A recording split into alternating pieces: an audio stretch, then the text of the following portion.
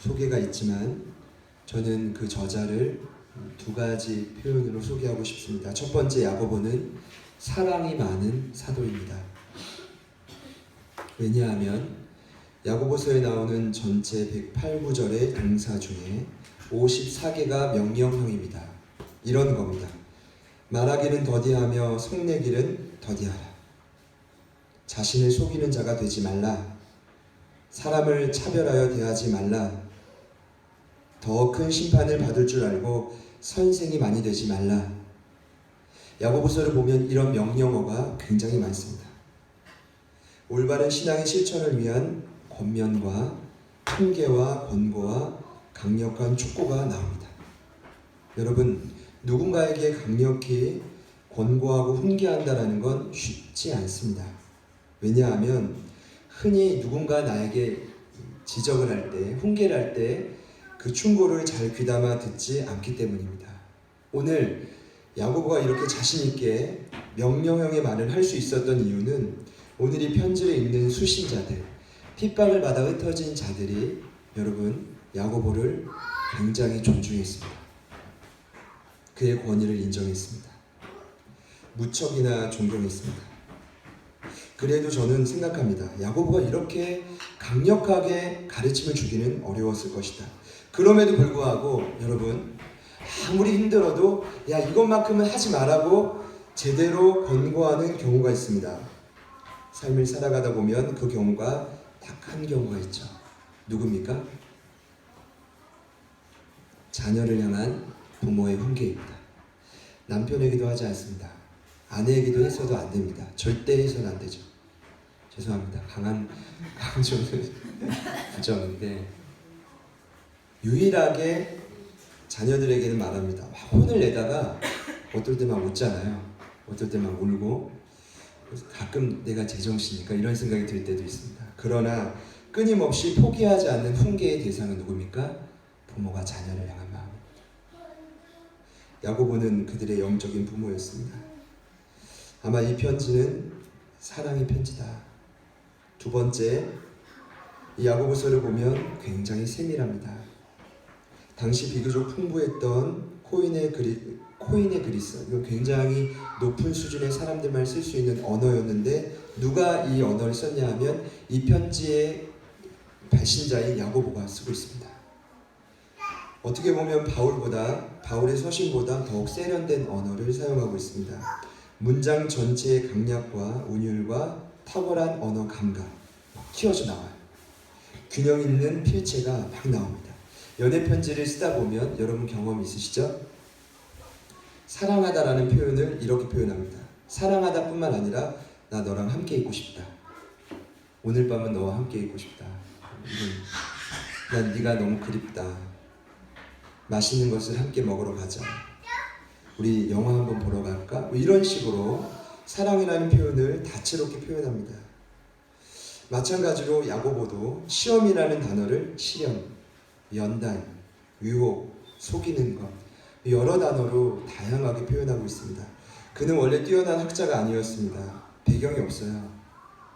예수님과 동일하게 목수의 아들이었습니다.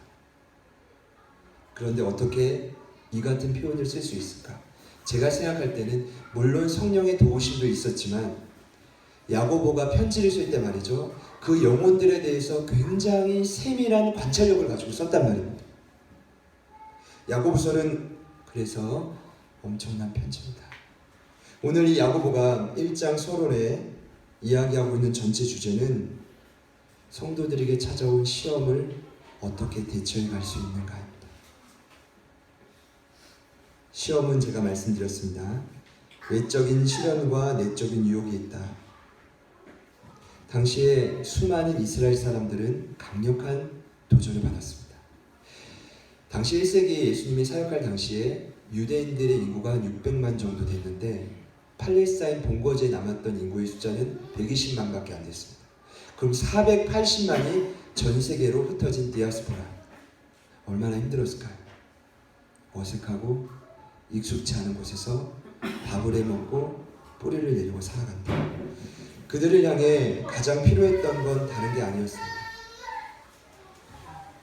필요했던 것은 자신도 모르게 찾아온 시험에 어떻게 대처해 갈 수 있는가?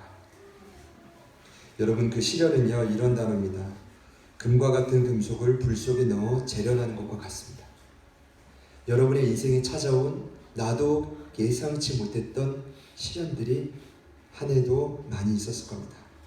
저는 지난 주일날 이렇게 말씀드렸습니다. 첫 번째 지침으로 시험을 당할 때 인내를 온전히 이루라. 한번 따라해 볼까요? 인내를 온전히 이루라. 성경은 말하죠. 이는 너희로 온전하고 구비하여 조금도 부족함이 없게 하려 함이라. 인내라는 말은 한마디로 참고 견디라는 것입니다. 해결책이 다른 방법이 없습니다. 참고 견디라. 더 나아가서 능동적으로 대처하라. 그 말은 뭐냐 하면 기대하고 소망하는 마음을 가져라. 여러분, 한 주간 오늘이 무슨 요일이죠? 금요일이죠. 금요일이죠.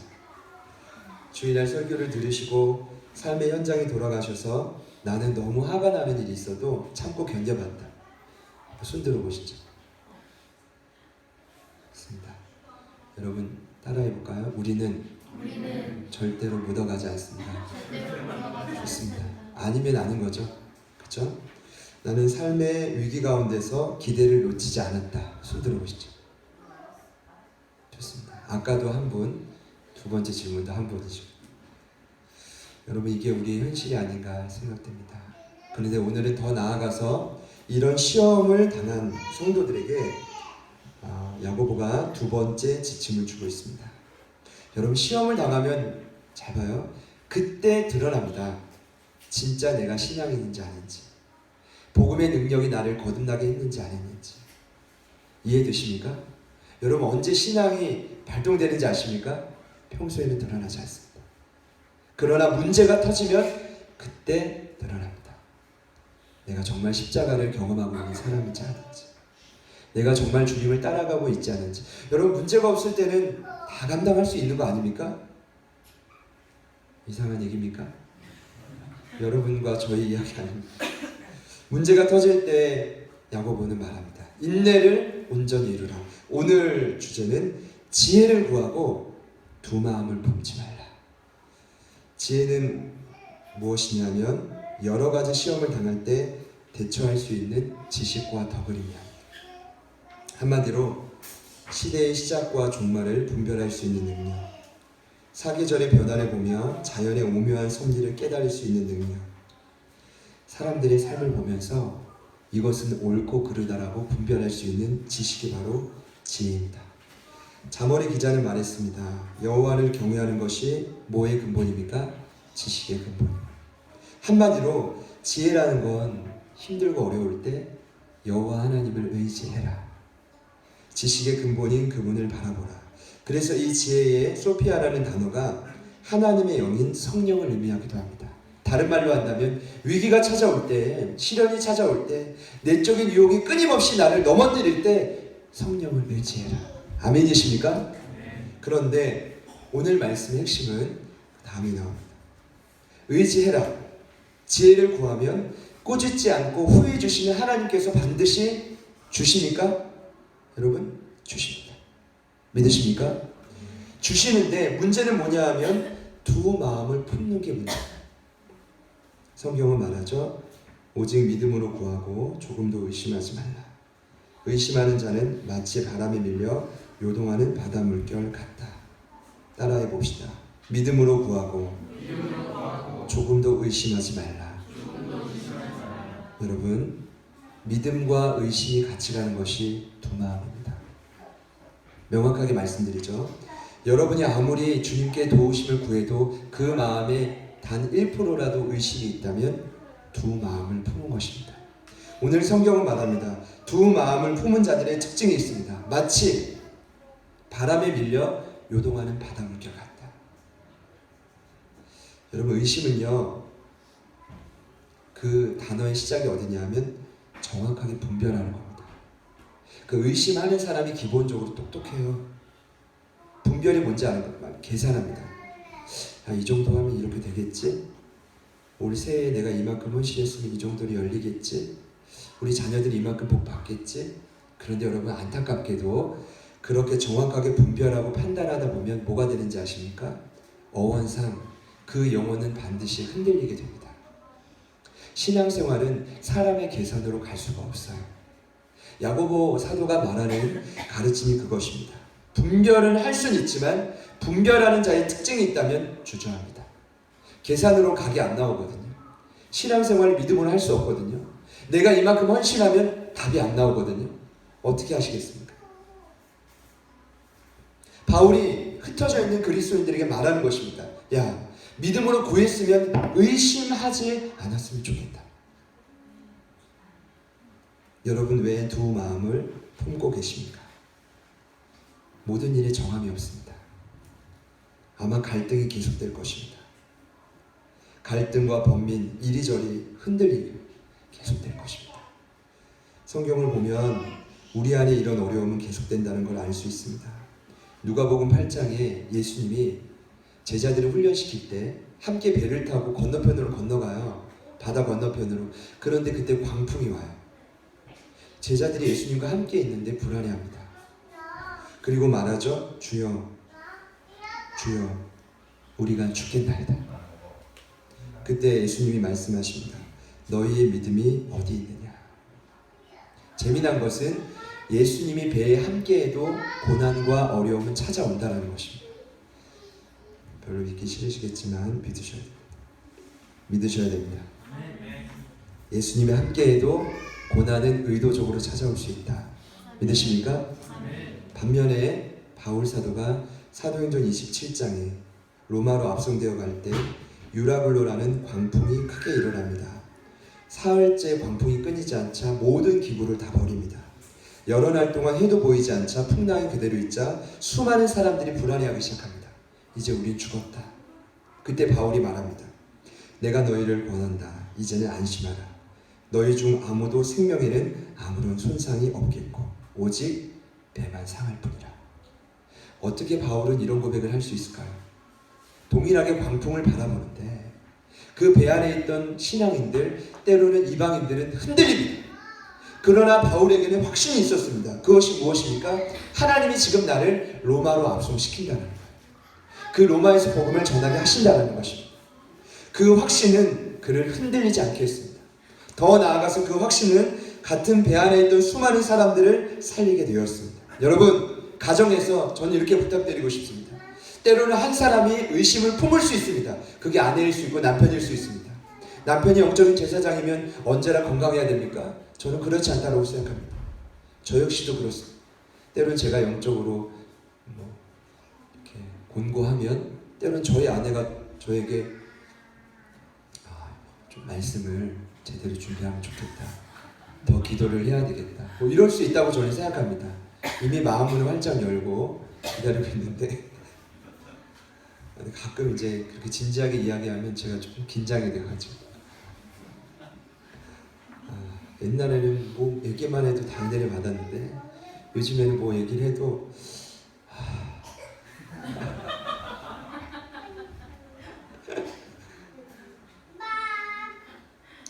한 사람은 의심을 품어도 누군가 한 사람은 믿음으로 섰고 아멘.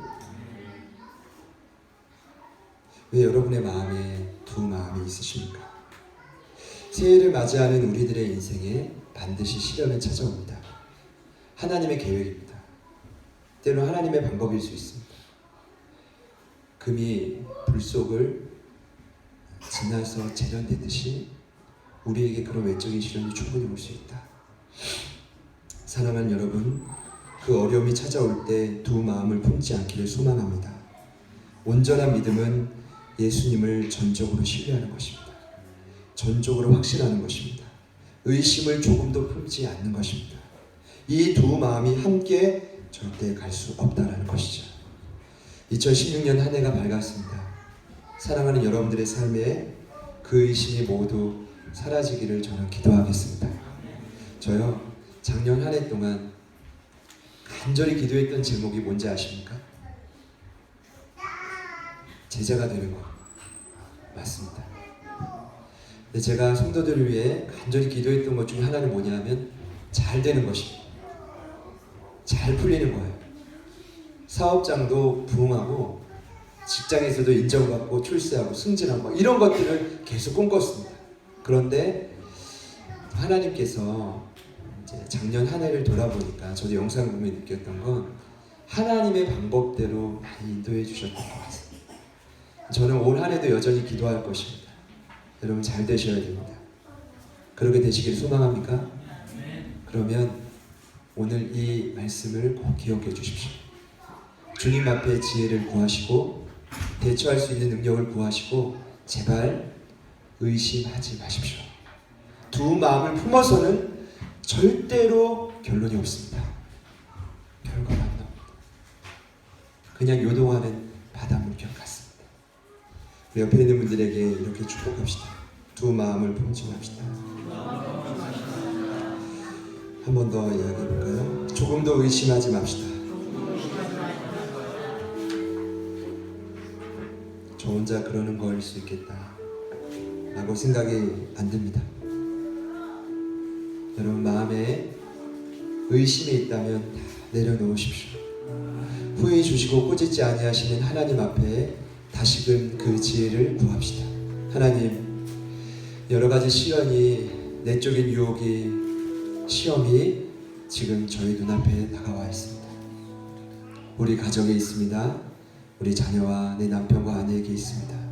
내 힘으로 어찌할지 모르겠습니다. 주님 앞에 지혜를 구합니다. 하나님, 우리에게 그 은혜를 풍성하게 내려주십시오. 풍성하게 내려주십시오. 우리 이 마음으로 함께 찬양하고 잠시 기도하겠습니다.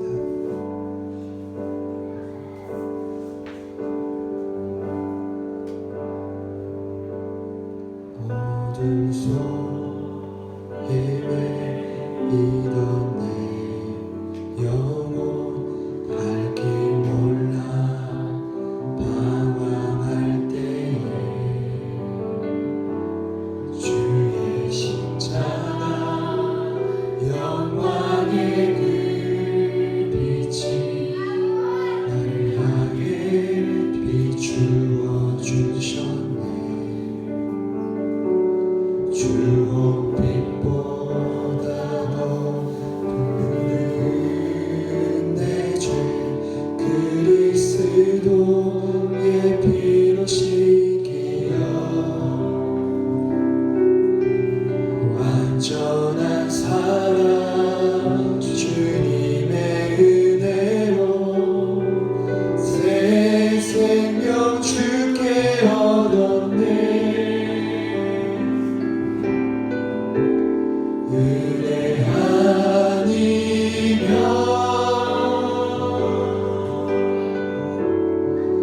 나서지 못하네.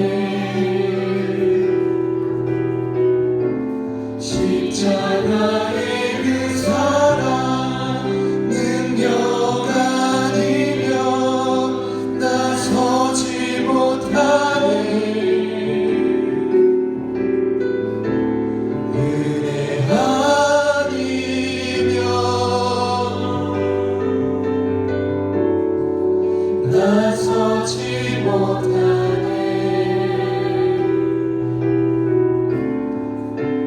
놀라운 사랑 그 은혜 아니면 나서지 못하네. 한 번 더 고백할 때 하나님, 주님 앞에 그 은혜를 구합니다. 주님 주실 지혜를 구합니다. 헤매일 수밖에 없는 우리 인생에 찾아와 주셔서 이 어려운 난관을 헤쳐갈 수 있는 그 지식과 덕을, 지혜를 풍성히 내려주옵소서. 우리 가정에, 우리 모든 삶의 지경에 풍족히 내려주옵소서. 한 번 더 고백합시다. 어둠 속에 헤매이던 내 영혼 갈 길 몰라 방황할 때에 주의 십자가 영광의 그 빛이 나를 향해 비추어 주셨네. 주홍빛보다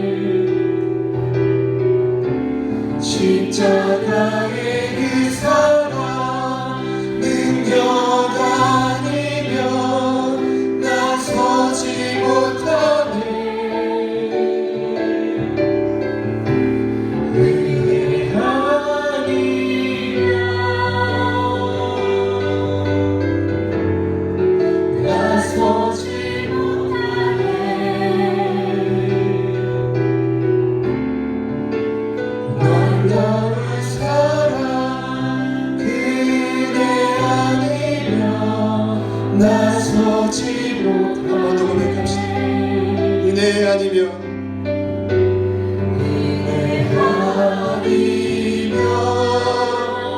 나서지 못하네. 나서지 못하네. 십자가의 그 사랑 능력 아니면 나서지 못하네. 은혜 아니면 나서지 못하네. 나서지 못하네.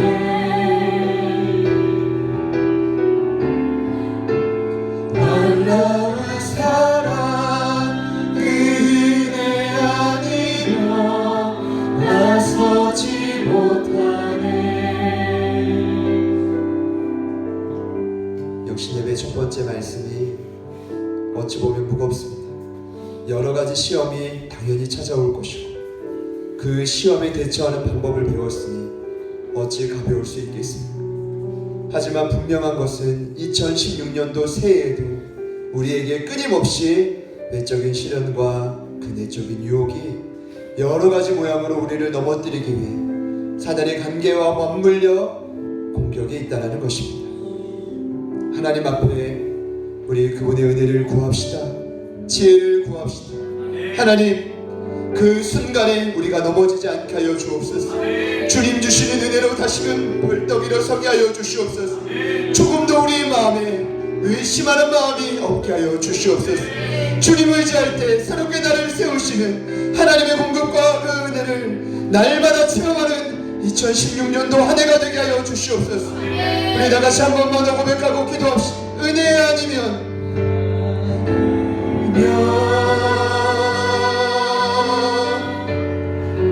나서지 못하네. 십자가의 그 사랑 능력 아니면 나서지 못하네. 은혜 아니면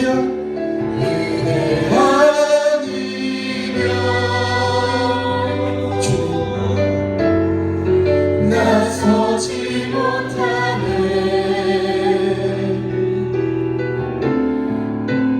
놀라운 사랑 은혜 아니면 나서지. 전심으로 이 말씀을 붙들고 다 함께 기도하십니다. 주여, 사랑과 은혜가 풍성하신 주님, 보여주시고 끊이지 아니하시는 하나님 앞에 다시 우리의 삶을 드리며 나아갑니다. 하나님, 연약하고 부족하게 끊임없이 찾아오는 여러 가지 시험 앞에 하나님, 우리가 눈을 자식하여 주시고 위축되지 않게 하여 주시고 인내하며 물론 인내하지만 하나님, 우리가 주님 앞에 구하는 그 믿음의 삶까지 조금 더 의심이 없기를 소망하며 나아갑니다. 하나님을 완전하시고 하나님, 우리의 삶의 지혜로 이끌으시고 주님만 우리의 삶을 인도하실 수 있습니다. 완전한 그분을 우리가 지켜가며 기대하며 만감에 나아갑니다. 주님 도와주시고 우리 사랑하는 여자들 그 성도들의 삶을 주님 축복하여 주옵소서. 주님 축복하여 주옵소서.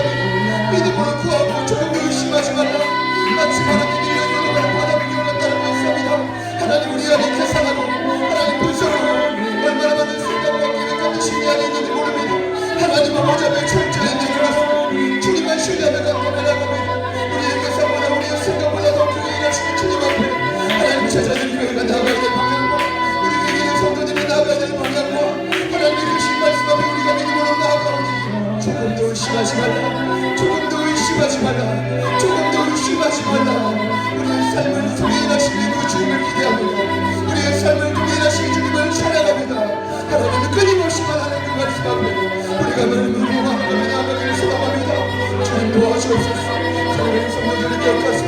하나님 아버지 감사합니다. 주님 도와주시옵소서. 하나님 아버지 감사합니다. 주님이라여 주옵소서. 성령님 도와주시옵소서. 하나님 아버지 크신 능력과 이하신 은혜가 우리 길에 소망하고 주님 앞에 구하고 그 지혜와 능력을 구하고 성령으로 충만케 하여 주옵소서. 성령의 능력으로 지혜의 영으로 충만케 하여 주옵소서. 이 길 앞에 절차할 수 있는 능력과 믿음을 허락하여 주옵소서. 하지만 주님 앞에 하나님 우리가 의심으로 가는 함께 하여 주시옵소서. 온전히 믿음으로 나가는 우리의 삶이 되게 하소서. 주님 기대하며 주님 찬양합니다. 주님 감사합니다. 2015년 한 해 지난 시간을 돌아보니 얼마나 하나님 앞에 우리가 계산하고 계획하고 우리의 생각과 뜻대로 주님 앞에 저울질했는지 돌아봅니다. 하나님, 그것이 의심임을 다시금 깨닫습니다. 매일 갈팡질팡하며 확신 없이 이 믿음의 여정을 걸었던 우리의 삶을 긍휼히 여겨주시고 이제는 위기가 찾아올 때, 시험이 찾아올 때 주님 앞에 후회 주시고 꾸짖지 아니하시는 하나님 아버지 앞에 철저히 지혜를 구합니다. 이 시간 주님 앞에 나와 첫 번째 이 새 예배를 드리는 한 영혼 한 영혼 모두 다 하늘로부터 지혜의 영을 충만하게 내려주옵소서. 성령의 충만함을 내려주시옵소서. 대처할 수 있는 능력을 마음껏 부어주시옵소서. 주님 앞에 구했사오니 우리 마음에 조금도 의심이 남지 않게 하여 주시옵소서. 또다시 넘어지고 또다시 흔들리고 우리 안에 있는 모든 두려운 마음들이 예수 그리스도의 이름의 능력으로 모두 다 묶임받고 떠나가게 하여 주시옵소서. 악한 사단의 계략이 우리의 심령을 틈타지 못하도록 날마다 우리의 삶을 보혈로 덮으사 강건하게 세워 주시옵소서. 그리하여 여러가지 시험에도 굳건한 모습으로 세워져가는 2016년 한 해가 사랑하는 제자들 교회 모든 가족들 위해 누려지게 하여 주옵소서. 감사합니다. 우리 마음에 있는 모든 의심을 제하시고 우리에게 날마다 풍족한 은혜를 주신 주님을 신뢰하며 예수님의 이름으로 간절히